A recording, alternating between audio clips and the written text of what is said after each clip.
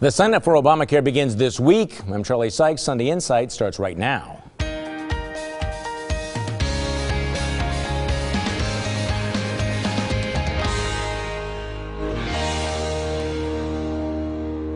Good morning and welcome to Sunday Insight. In the week that was, Bud Selig announces his retirement as commissioner of baseball. And speaking of baseball, the Brewers mix it up with the Braves. Now, in case you missed it, this was the wild scene.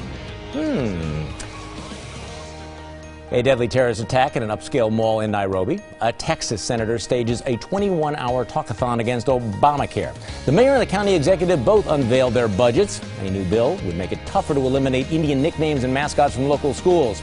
And a new report from the Philadelphia Federal Reserve ranks Wisconsin as the second fastest growing state economy, but jobs numbers continue to lag. Governor Walker announces that his fall legislative agenda will focus on jobs and job training. In Green Bay, a major bridge is closed after sections start to sag. But we start with the launch of Obamacare. With just 2 days to go before the so-called exchanges open for business, the controversial reform plan is still at the center of political debate.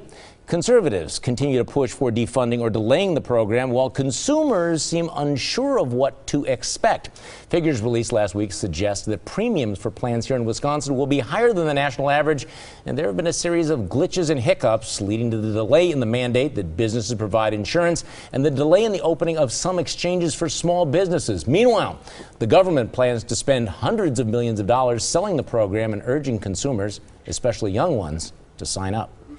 Joining me on our panel this morning, the Milwaukee Community Journal's Michael Holt, political consultant Mary Jo Boss, blogger Alex Runner, and RateWisconsin.com managing editor Brian Fraley.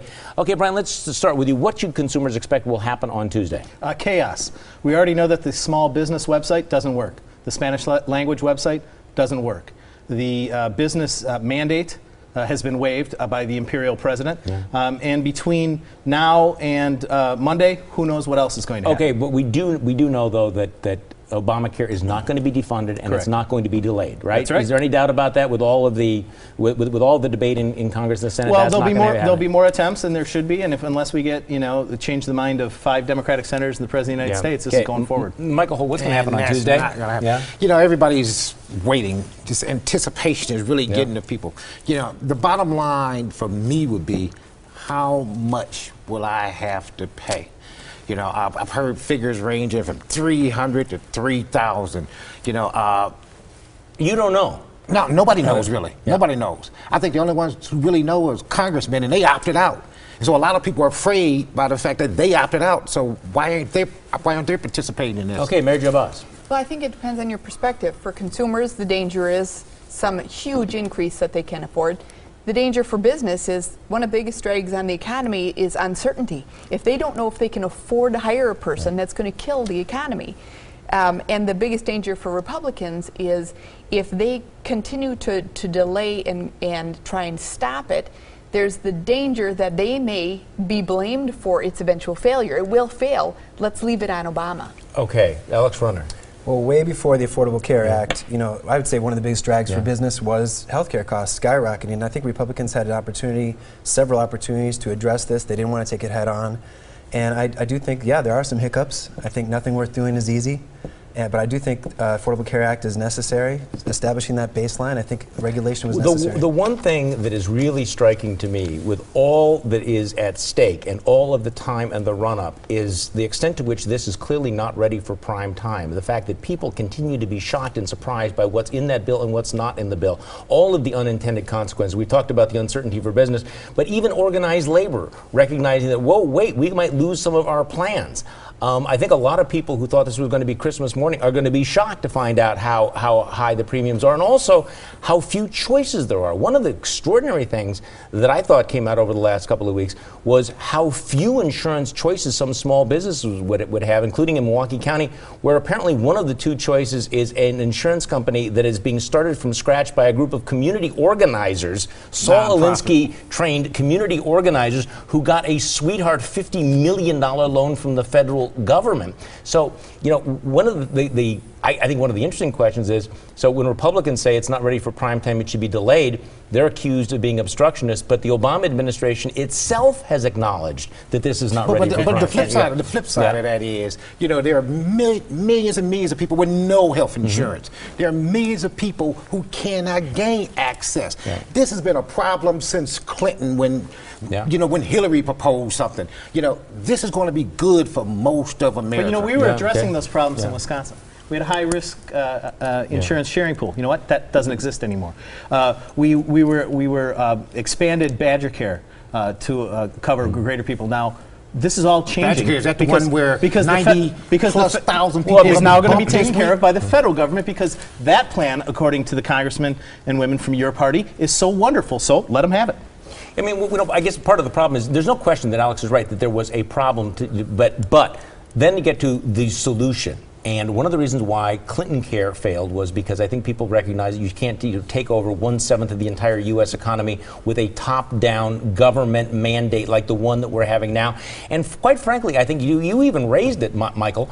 Part of the problem of the unfairness where Congress has exempted itself from some of the rules that apply to the rest of us little people, the fact that you delay the mandate on big business, but individuals are going to find they're still stuck. So what has your glass half full? What has your glass half empty? Let's go around the table. Michael Holt.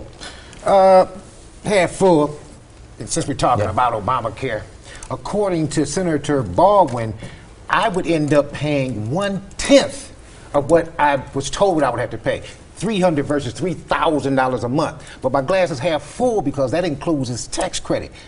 Best I can figure out, we have to still pay up front and then get some tax break at the end of the year. Mary Jo Boss. Well, my glass is half empty because the brewer season is virtually over. My glass is half full because hope springs eternal. Next year, Ryan Braun will be back, the Brewers will be winners again, and all will be right with the world. Yes, Alex Runner. My glass is half full because County Executive Chris Abele is making some really hard decisions, introducing a lot of fiscal responsibility to the county.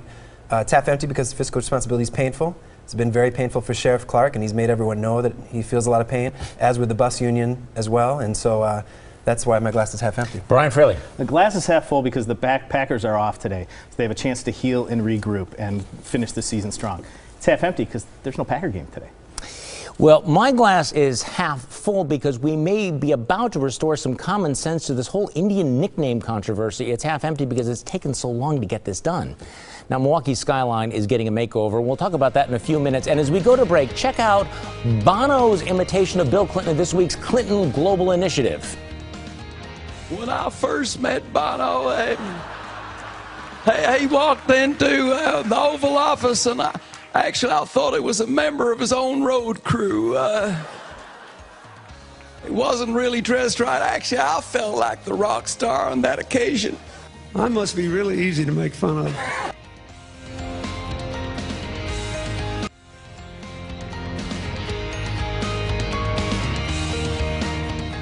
A push for a new, tougher approach to the problem of co-sleeping deaths in Milwaukee. Last year, 10 babies died in co-sleeping incidents. So far this year, another 10 dead. That led Milwaukee County Supervisor Mark Borkowski to say that just taking out ads and putting out public service announcements just wasn't cutting it, and he proposed tougher laws, including legislation that would make it a felony to harm or kill an infant by co-sleeping while intoxicated.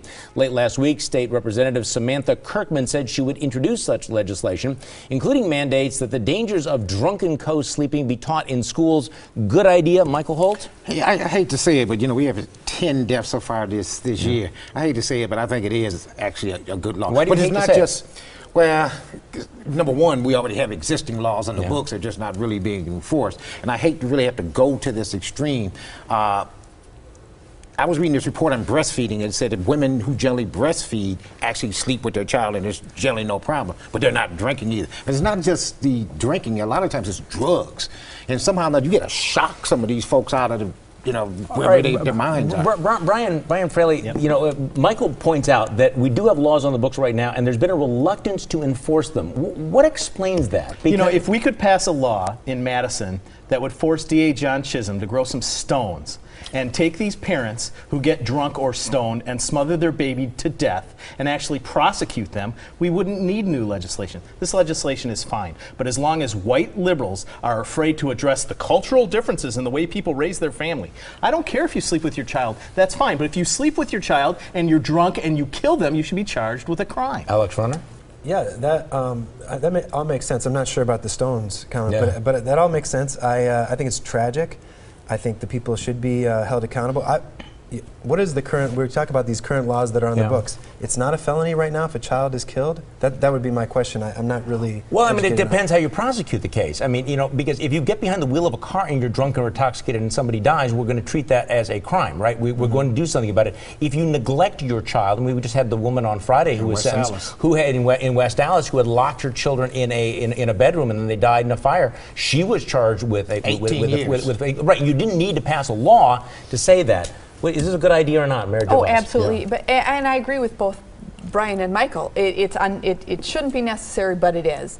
My only problem with it is that in the population where this is happening, I'm not sure when a person is drunk or otherwise intoxicated, incapacitated, they're going to be able to figure this all out, which is why they have the problem in the first place. You know, we all like to think there's a solution to it, but we are dealing with a certain level of dysfunction that obviously, I mean, it was somewhat naive to think that a public, service announcement campaign was going to make a difference, but does even changing the law make a difference? I mean, if you are so irresponsible that you are going to get stoned out of your mind and sleep with your baby, does anything turn that around? Well, I do want to say, I think, so I live in the central city, and the vast majority of families are responsible. The vast majority of families, this isn't happening.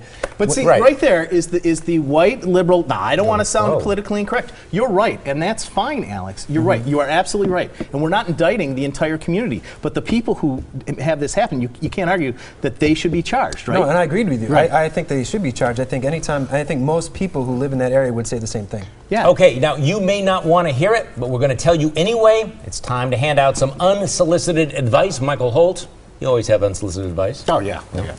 Mine is to the president. Your popularity polls have dipped under 50%. But don't worry about it. You will be judged on the totality of your administration, not just one day's polling. Mary Jo Boss.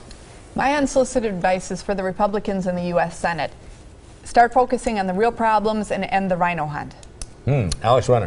My unsolicited advice is for State Senator Darling. I know that she's working on legislation again for MPS vacant buildings. I worked with her the first time around. My advice is to get away from the choice, charter, public debate, and focus on quality schools. Okay, Brian Fraley. And my advice is for Milwaukee Mayor Tom Barrett, who's trying to get a little more juice for his budget by squeezing Summerfest, who already has a lease that runs for over a decade. Summerfest is one of the few things Milwaukee does right. Leave it alone. Okay, my unsolicited advice, the Green Bay Packers should figure out, why do they have so many hamstring injuries? They got to do something about that. Maybe a little bit more, I don't know, stretching. Next on Sunday Insight, Milwaukee Skyline gets a big makeover. Transforming Milwaukee's lakefront, Northwestern Mutual Life unveils a dazzling new design for its new $450 million, 32-story, 1.1 million square foot office tower. And that's not all that's on the drawing board. Developers are moving ahead with plans to build a 44-story couture building on the site of the downtown transit center. That building would include a hotel, apartments, and a boutique supermarket. Now, because it's Milwaukee, there's got to be some controversy. Some critics are complaining that the building is on former lake bed land, which would violate the public trust doctrine. Alex, do they have a point there? On the couture, I don't think so. I think that's all public. The public green space debate, I think, is a red herring. I think that we have so much green space, so much lakefront. This is really highly urbanized. I used to work at Northwestern Mutual. In terms of full disclosure, I'm so excited about what's going to happen to our Skyline. Obviously, they're so invested in Milwaukee, just a great company. But I used to take my lunch breaks over there at O'Donnell Park, and I was probably the only one eating my lunch over there. I just think there are a lot of people who, they like the idea of sticking up for green space, but this is a highly urbanized area. Yeah, but there's the good news and the bad news. I mean, the good news is that we in Milwaukee never spoiled our lakefront like they did in places like Cleveland. The bad news is that you had things like dumping a bus turnaround transit center in some of the most valuable real estate in Milwaukee. Your reaction, Brian Fraley? If there's a way to screw this up, the Milwaukee leaders will. But the Northwestern Mutual building, what a beautiful asset. It's going to be the crown jewel of a revitalized, hopefully downtown. We want Milwaukee to succeed. Michael. Yeah, and that's where a lot of attention is being focused on revitalizing downtown. You know, we don't have any movie theaters down there, no strip clubs, the things that attract folks. Well, You want a strip club? Yeah.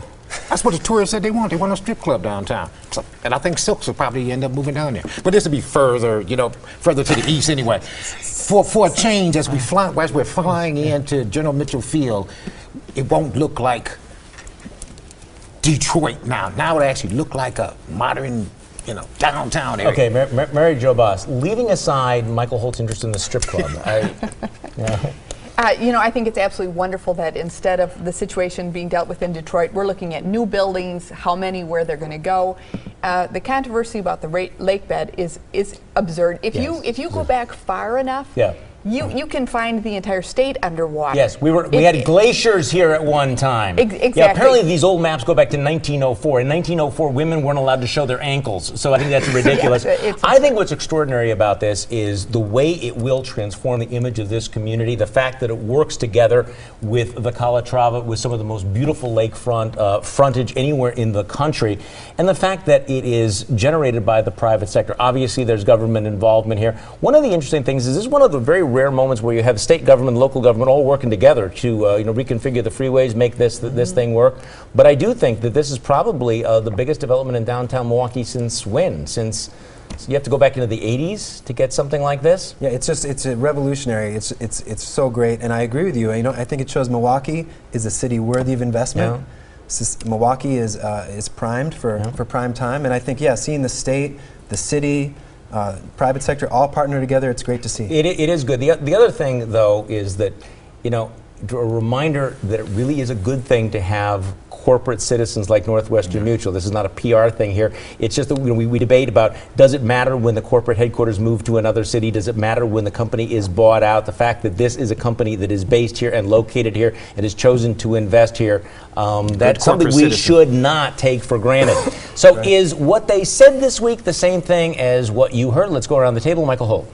Well, the Nevada Republican Assembly leader said on the radio program last week, it's going to be a good year for Republicans because black folks and Hispanics won't vote. What I actually heard was all of these efforts to discourage poor folks from voting is taking effect. Mary Jo Boss. Governor Scott Walker said in order for him to approve a new Kenosha casino, there had to be local support, agreement among the tribes, and no net increase in statewide gambling. What I heard was no Kenosha casino. Oh yeah. Alex Runner. Well, what I heard, or actually what I read from former state assemblywoman Tamara Grigsby, was that she misses her calling of public office. What I really think she's saying is that she's going to run, and it'll be interesting to see what she runs for. Brian Fraley. So what I heard was Tammy Baldwin saying that Scott Walker's not doing enough to get people to sign up for Obamacare. That's what she said. What did I hear? They are panicking that Obamacare is going to be an abysmal failure, and they're looking to blame anybody else but themselves. Well, what President Obama said was that if you like your doctor and your insurance, you get to keep it. What I heard was, I'll be safely reelected by the time you realize you won't. Next on Sunday Inside, our panel picks the winners and losers of the week. But first, here's your morning news update.